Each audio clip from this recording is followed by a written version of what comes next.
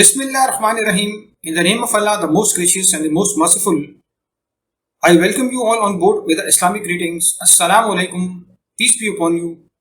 Today's topic is the introduction and a preface of the subject Pharmacognosy, which includes a series of lectures in different parts. This is the fourth part of the lectures. But before that, hi everyone, I am Tariq Sultan, the creator of the preface of the subject Pharmacognosy and Comprehensive Pharmacognosy review video channel. Modern pharmacognosy involves the broad study of natural products from four important sources, including plants, bacteria, fungi, and marine organisms. The pharmacognosy contents are available in various other forms and names. These 6 synonyms are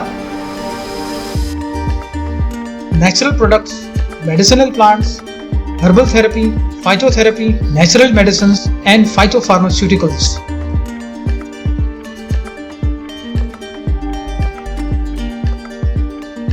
Let's discuss two important factors in the importance of pharmacognosy. Firstly, pharmacognosy has a pivotal role in the discovery and development of new drugs and therapies and has been continuing to do so even today. Secondly, it is somewhat neglected nowadays within the modern pharmacy curricula, especially in the Western countries.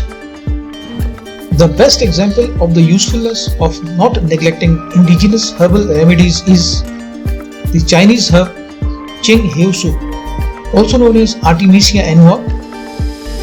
It is used in the treatment of intermittent fever or malaria. Artemisinin is a new class of effective anti-malarials. Let's discuss the evolving herbal formulations in the management of dengue fever. The researchers Pawan Kumar Singh and Pooja Rawat in their abstract mentioned that out of 22 plants reported against dengue, only 4 have been studied scientifically.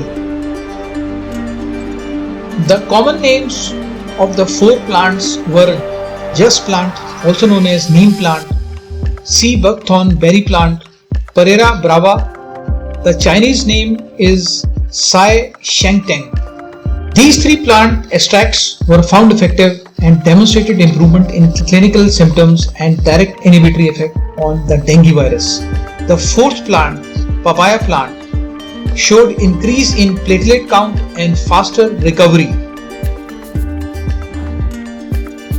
2 studies were conducted in the evolving herbal formulations for the management of dengue fever.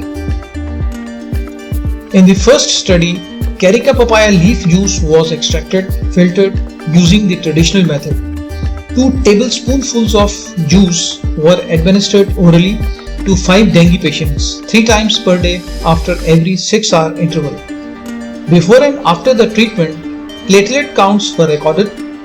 It was found that intake of papaya leaf juice resulted in significant increase in the platelet counts in the dengue virus infected patients within 24 hours of treatment.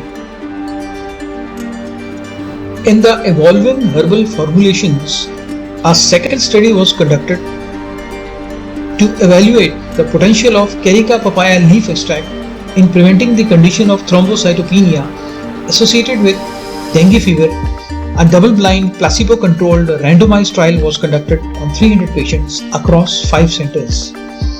In the intervention group, Carica papaya leaf extract tablet 1100 milligrams was administered 3 times daily for 5 days. In the control group, placebo was given for the same frequency and duration as the intervention group. In the derived conclusion, the intervention group recovered faster with higher increase in platelet count from second day onwards as compared to the control group. Significant increase in the white blood cell counts was also observed in the intervention group as compared to the control group. Despite all odds, the popularity and applications of pharmacognosy are ever increasing in countries like Brazil, China, and India. The current research in drug discovery from medicinal plants involves a multifaceted approach, including combining botanical, computational, phytochemical, biological, and molecular techniques. This ultimately leads to the drug discovery from medicinal plants. The discovered drugs are used in cancer, HIV or AIDS, Alzheimer's disease, malaria and pain.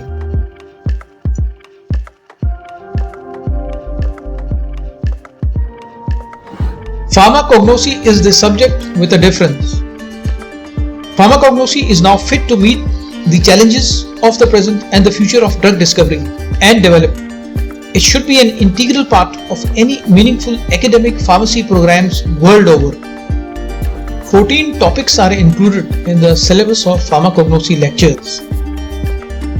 These are Introduction to Pharmacognosy, Pharmaceutical Botany, Cultivation, Collection, Production and Utilization of Herbal Drugs, Analytical Pharmacognosy, Extraction, Isolation and Purification of Herbal Drugs, Medicinal Plant Biotechnology, Miscellaneous Topics, Spectroscopy, the Plant and Animal Kingdoms as Sources of Drugs, Principles related to the commercial production, quality and standardization of natural products, Phytochemistry.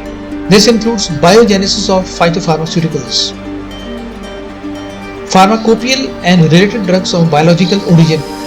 This includes pharmacognostical study of crude drugs, plants in complementary and traditional systems of medicine, morphological and microscopical examination of drugs. In 1995, the market of phytotherapy in Europe was of $6 billion. In 1995, the market of phytotherapy in Italy was of $600 million. In the statistics of worldwide market share of herbal products, first of all, we will be considering herbal products in Italy.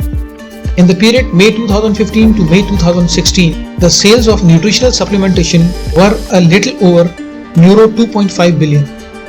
In the same period, the sales of botanical food supplements were a little less than Euro 1 billion.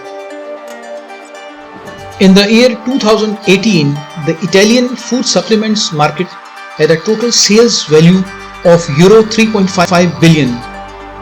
In Italy, around 83% of food supplements are sold in pharmacies. Germany is Europe's largest market for herbal medicines. In the year 1995, total sales were of the value of $2.5 billion.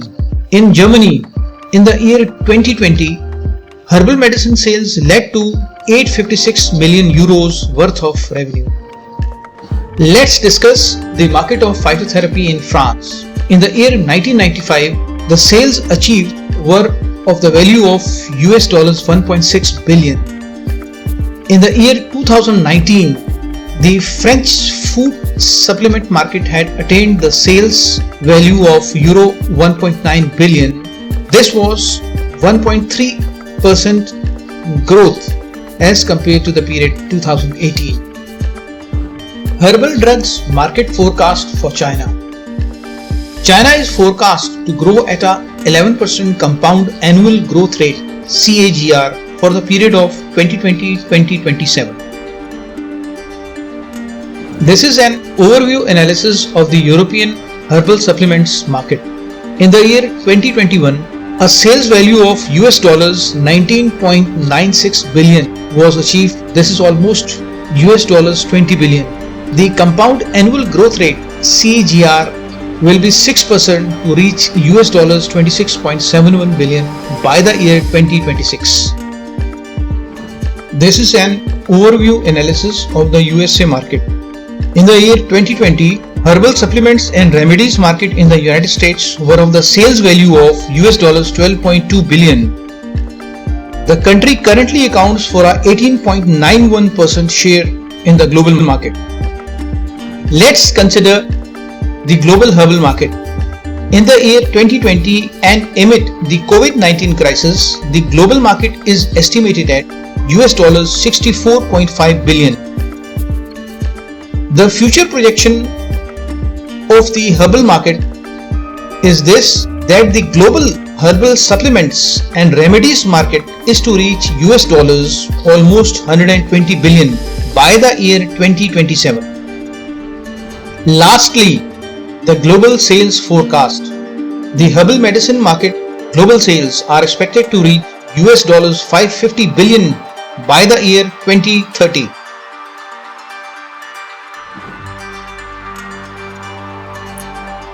If this video helped you learn the pharmacognosy subject, please give this video a thumbs up. If you want to see more videos like this in future with other helpful animations, hit that subscribe button. By this, you will get a notification anytime new content like this comes out. Lastly, if you want me to seek and cover any other leftover issues, suggest a comment below on how I build my listed videos to create. I hope you have enjoyed it and I hope to see you next time. Bye.